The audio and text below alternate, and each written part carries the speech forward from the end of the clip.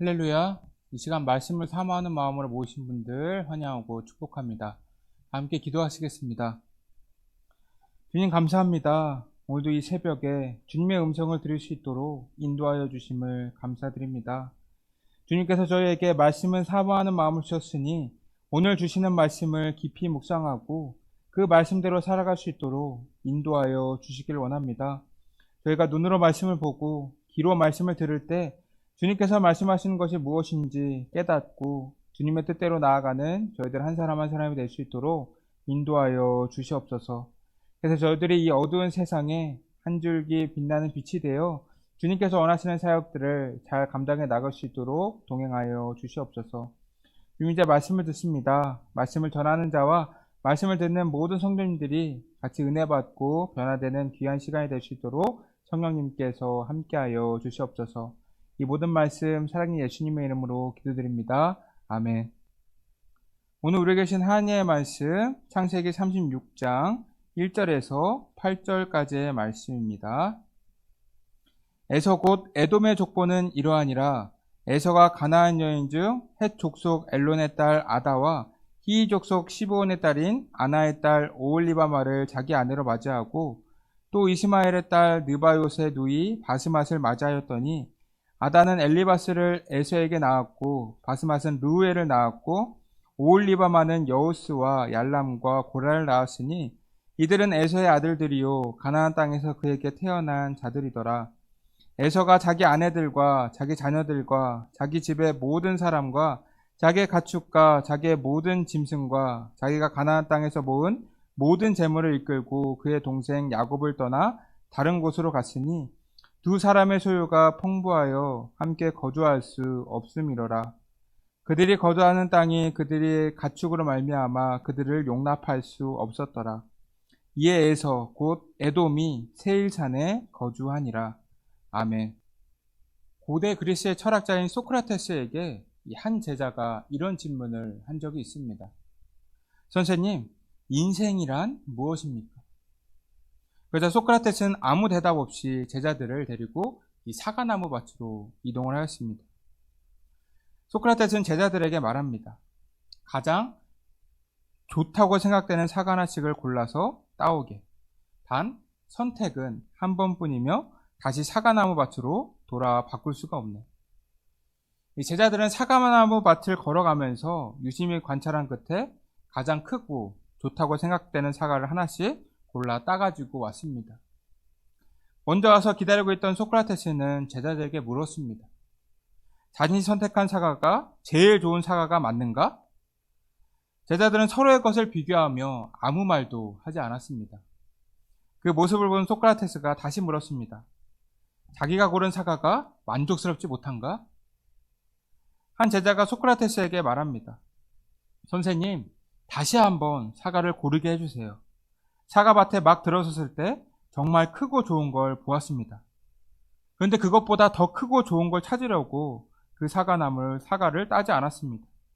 끝까지 와서야 처음 본 사과가 가장 크고 좋다는 걸 알게 되었습니다. 그러자 다른 제자가 급히 말을 이었습니다. 선생님, 저는 정반대입니다.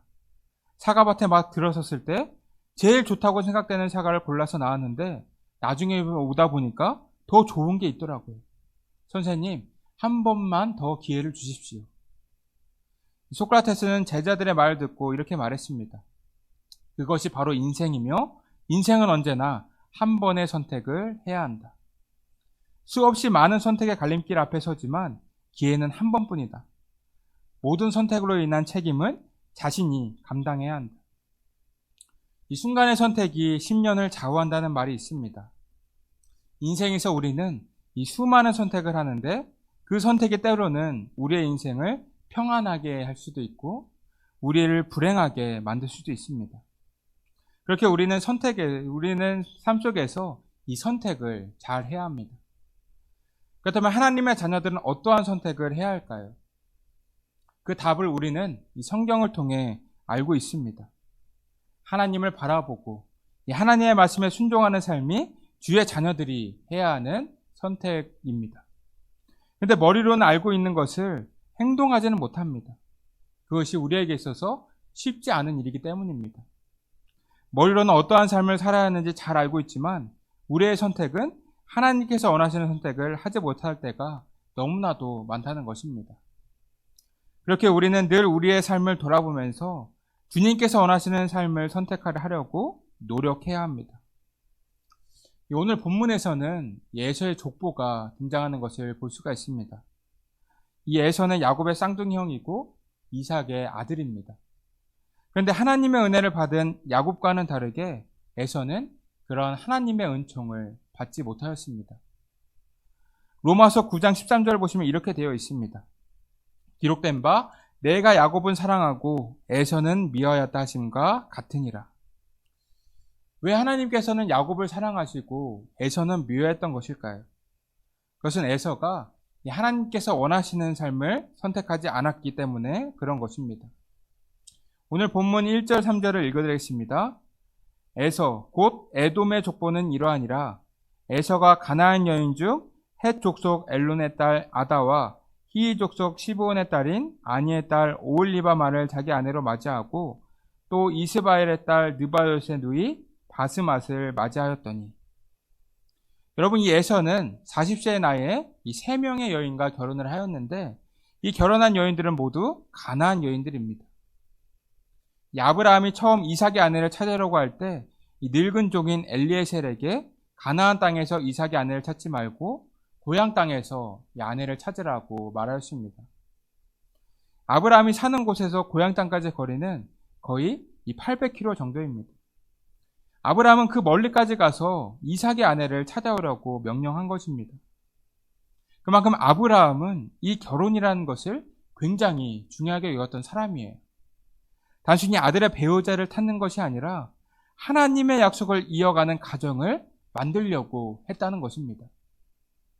이 아브라함은 하나님께서 이삭을 어떻게 주셨는지 잘 알고 있던 사람이에요. 자신은 엘리에셀이나 이스마엘을 상속자로 세우려고 하였지만 이 하나님은 아브라함의 아내 사라랑 통해 얻은 아이여야만 이 하나님의 약속을 잇는 아이라고 말씀을 하셨습니다. 그리고 그 말씀이 사라를 통해 이루어지고 이 이삭이 태어나게 되었습니다. 그만큼 약속을 이루는 부부의 관계는 굉장히 중요한 것이라고 깨달았던 것입니다. 그래서 아브라함은 그 멀리에 있던 고향 땅에 이삭의 아내를 찾아오라고 가장 믿을 만한 종인 엘리에셀을 보낸 것입니다. 그리고 리브가가 아브라함의 며느리가 되었죠. 그런데 에서를 보면 하나님의 약속을 이루기 위해서 결혼을 신중하게 생각합니까? 하나님을 믿는 사람과 결혼을 한다는 것을 생각하지도 않습니다. 즉, 자신의 눈에 좋아 보이는 사람, 자신이 볼 때 이쁜 이 가나안 사람과 결혼을 했다는 것입니다. 문제는 여기서부터 발생을 합니다. 이 에서가 결혼했을 당시 에서는 아직 축복권을 잃기 전이에요. 창세기 26장 34절 35절입니다. 에서가 40세에 헷족속 부에리의 딸 유딕과 헷족속 엘론의 딸 바스맛을 아내로 맞이하였더니 그들이 이삭과 리브가의 마음에 근심이 되었더라. 이렇게 되어 있습니다. 가나안 족속의 딸들과 결혼을 하면서 이삭과 리브가의 마음을 힘들게 했다는 것입니다. 여러분, 이때는 아직 부모님의 축복이 자기에게 임할 것인지 야곱에게 임할 것인지 모를 때입니다. 에서가 장자로 태어났고 하나님의 약속을 잇는 가문의 장자라고 한다면 이 자신의 할아버지인 아브라함이 중요하게 생각했던 이 결혼을 중요하게 여겨야 하는 것 아닙니까? 그런데 에서는 아무렇지 않게 그 지역의 여자들과 결혼을 하는 선택을 합니다. 이 가나안 지역은 바알과 같은 우상으로 꽉 차 있었던 곳입니다. 그때 당시는 이 다양한 신을 섬기는 것이 일반적이었기 때문에 하나님만을 바라보며 사는 것이 어려운 일이었습니다. 이 에서도 가나안 땅에 머물면서 이러한 바알 문화에 익숙해졌다는 거예요. 그래서 그는 하나님의 자녀답게 살아갈 수가 없었던 것입니다. 우상에 빠지다 보니까 인간의 중요한 가치를 상실해 버리게 되었다는 말입니다. 여러분, 지금 우리에게 있어서 우상은 무엇입니까? 이 돈이라고 하는 우상, 권력이라고 하는 우상이 있습니다. 이 돈을 따르고 권력을 따르는 사람들은 인격적일 수가 없어요. 하나님께서는 반대로 인격적이시고 그 인격적인 하나님을 따르며 사는 것이 우리가 사람으로서 살아갈 수 있는 유일한 방법입니다. 이 드라마를 보면 이 돈 때문에 가족을 버리고 이 권력 때문에 누군가를 짓밟고 하는 내용이 굉장히 많지 않습니까? 그런데 그것이 드라마에서만 있는 일이 아닙니다. 오히려 현실 속에서도 굉장히 많이 일어나고 있는 일이라는 것입니다. 다른 사람들이 어떻게 되든 말든 나만 잘 되면 되고 내 자식만 잘 되면 된다고 하는 이런 악한 마음들이 우리의 마음에 자리를 잡는다는 거예요. 그것이 인간의 본성입니다. 하나님께서 말씀하신 것을 지키지 않고 세상의 것에 따라간다면 우리의 삶 또한 이러한 비인격적인 삶이 되고 악한 인생을 살 수도 있다는 것입니다. 여러분, 이 에서가 이 가나안 땅의 여인들과 결혼을 하였던 것은 인격적인 하나님을 바라보지 않고 비인격적인 바알을, 즉 세상을 받아들였기 때문이었습니다. 이 바알 앞에서 성관계를 하는 것은 굉장히 일반적이기 때문에 죄라고 할 수도 없었어요. 그래서 그러한 음란한 생활을 이어갔다는 것입니다. 그래서 그는 하나님의 약속의 자녀로서 선택되지 않은 것입니다. 근데 여러분, 여기서 우리는 재미있는 점을 발견할 수가 있습니다. 에서와 야곱 중에서 더 나쁜 놈을 고르려고 한다면 여러분은 누구를 고르시겠어요? 사실 하나님을 깊이 만나기 전 야곱은 거의 사기꾼 아닙니까? 다른 사람을 속인 것도 아니고 가족인 자기 형을 속여서 이 장자권과 축복권을 빼앗았습니다. 우리가 그런 일을 당한다면 우리도 에서처럼 화가 나지 않겠습니까? 그런데 굳이 하나님께서는 왜 피해자인 에서보다도 이런 야곱을 선택하셨는지 이해가 잘 안 갑니다. 왜 하나님은 야곱 같은 비열한 사람을 사랑하시는 것이었을까요? 이 야곱은 때로는 잘못을 하고 잘못된 길을 가기는 했지만 하나님을 바라보고 의지하려는 마음이 있었습니다. 이 조상 대대로 내려오던 하나님의 약속을 기억하였다는 거예요. 하나님께서는 이러한 야곱을 사랑하셨다는 것입니다. 반면에 에서는 어떻습니까? 그렇게까지 조상 대대로 내려오는 결혼이라는 가치를 중요하게 생각하지 않았습니다. 그리고 나서 나중에 깨닫긴 했지만 그 선택 또한 올바른 선택이 아니에요.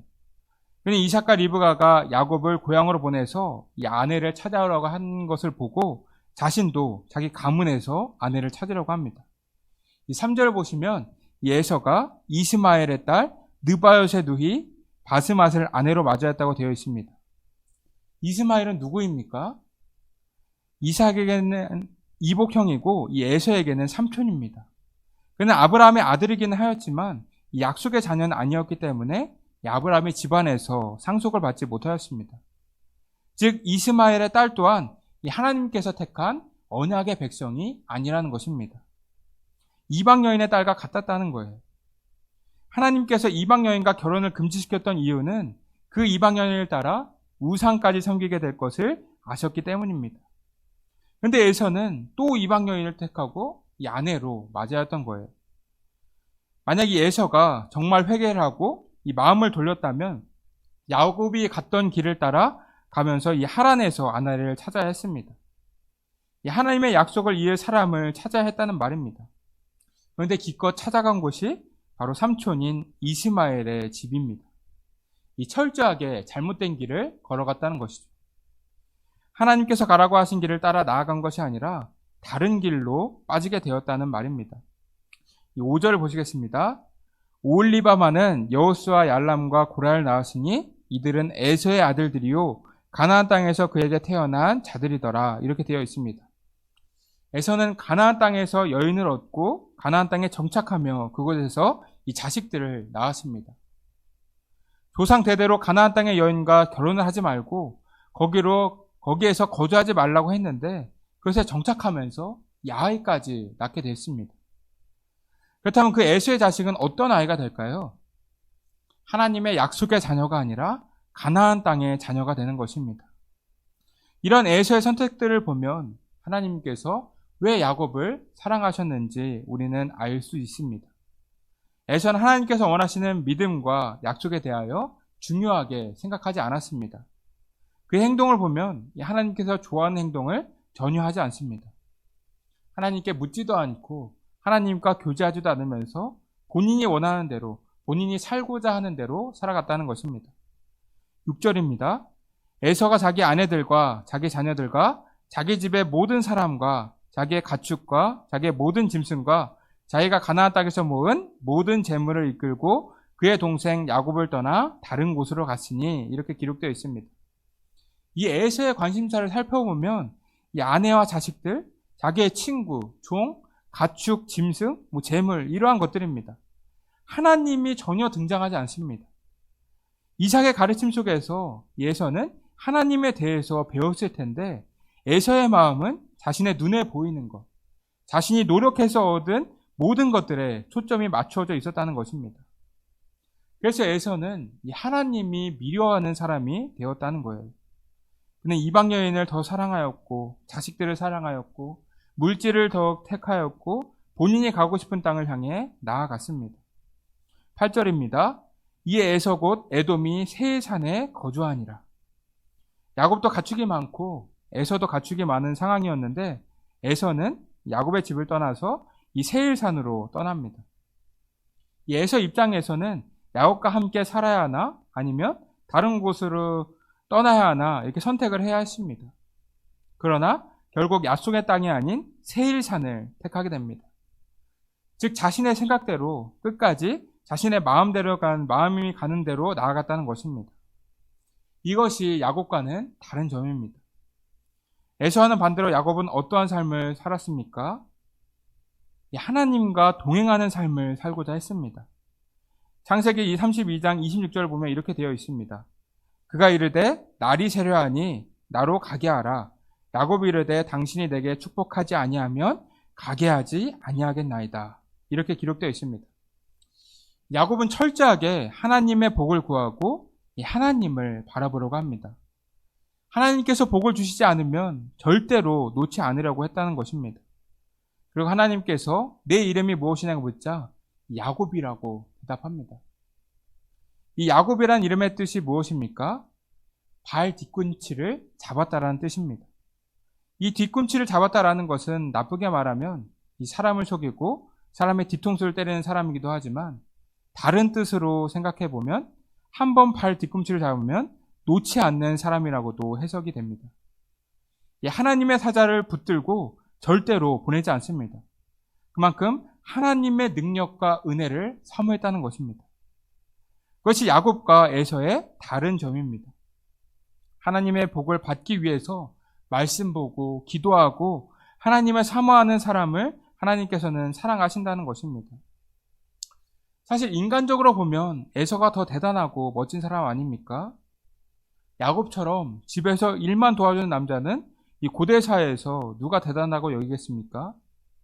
에서처럼 남자답고 사냥도 잘하고 남녀노소 누구에게든 인기가 있는 사람이 굉장히 고대 사회에서 인기가 많은 사람이었습니다. 그런데 그런 에서의 족보는 이 36장에서 끝나버립니다. 이 하나님의 시선은 37장부터 다시 야곱의 자손에게로 흘러가는 것을 볼 수가 있습니다. 대부분 사람들이 지금 이 세상에서 내 마음대로 살아가면서 잘 나가면 그것이 행복이자 축복이라고 생각합니다. 자녀들이 좋은 대학 가고 좋은 직장을 다니면 그것으로 마음을 놓는다는 것입니다. 이렇게 접근하면 에서는 그 당시 최고의 사람입니다. 사냥도 잘하고 남자답고 누가 결혼을 하고 싶으면 인기가 많아서 고를 수 있는 대단한 사람입니다. 그러나 이러한 에서는 하나님의 사랑을 받지 못하고 하나님의 은총을 받지 못합니다. 잠깐 동안은 그것이 기쁘고 행복할 수 있지만 그것은 영원한 행복이 아니었다는 것입니다. 여러분은 자녀들을 에서처럼 키우고 싶으신가요? 아니면 야곱처럼 키우고 싶으신가요? 야곱처럼 키우고 싶다고 말씀을 하실 수도 있지만 어찌 보면 우리의 자녀들이 에서처럼 이 세상에서 잘 나가는 사람이 되었으면 하는 마음이 우리에게 있습니다. 그런데 우리가 명심해야 할 것은 약속의 계보가 이어지는 것은 바로 야곱이라는 것입니다. 여러분 야곱도 35장을 보면 하나님께서 명령하지 않는 곳에서 살기도 하고 그랬습니다.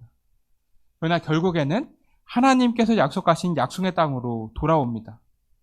하나님이 마음 가운데 있는 사람은 일시적으로 약속의 땅을 떠나기도 하지만 결국에는 그 약속의 땅으로 돌아옵니다.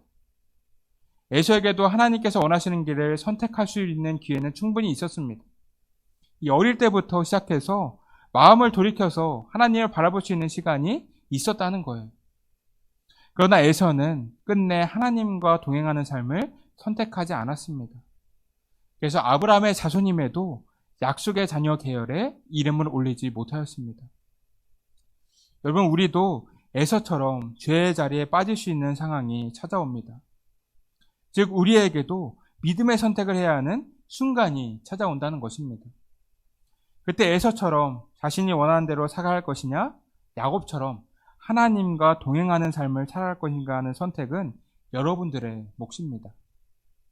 여러분들이 모두 하나님께서 원하시는 선택을 하셔서 야곱처럼 약속의 계보를 잇는 자녀들이 되시고 주님께서 주시는 축복들을 이 삶 속에서 누리시기를 주님의 이름으로 축복합니다. 이 시간 기도하길 원합니다. 첫 번째로 기도할 것은 우리들이 주님께서 원하시는 선택을 해서 주님의 약속의 자녀다운 삶을 살게 해달라고 기도해 주시고, 두 번째는 우리에게 연락하신 분들과 하는 분들의 건강을 위해 기도해 주시기 바랍니다. 마지막 세 번째로는 다음 세대들의 믿음의 성장을 위해 기도해 주시기 바랍니다. 기도하겠습니다. 사랑과 은혜가 풍성하신 하나님 아버지, 감사합니다. 오늘도 귀한 날 허락하셔서 하나님의 말씀을 나눌 수 있게 하심을 감사드립니다. 주님, 저희가 오늘 에서의 선택에 대하여 말씀을 나누었습니다. 주님, 저희가 선택하기에 따라서 저의 삶이 축복의 자리로 들어갈 수도 있고 죄의 자리로 들어갈 수도 있음을 오늘 말씀을 통해 알게 되었습니다. 주님, 저희들이 에서처럼 자신이 원하는 대로 살려는 인생을 내려놓고 야곱처럼 주님과 동행하는 인생을 사모하며 나아가기 원합니다. 그래서 주님께서 말하시는 기뻐하시는 선택을 해서 야곱처럼 주님께 인정받고 축복받는 삶을 살아갈 수 있도록 함께하여 주시옵소서. 오늘 하루도 주님의 은혜 가운데 기쁨과 평안이 넘칠 수 있도록 함께하여 주시옵소서. 이 모든 말씀 사랑의 예수님의 이름으로 기도드립니다. 아멘.